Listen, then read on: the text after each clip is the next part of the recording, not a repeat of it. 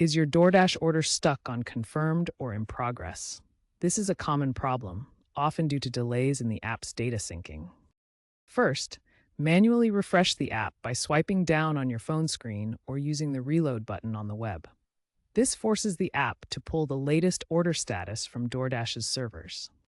If refreshing doesn't work, the issue might be order reassignment, which can happen when a dasher cancels or is significantly delayed.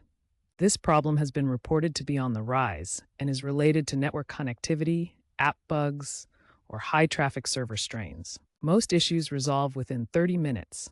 Avoid premature cancellations to avoid penalties.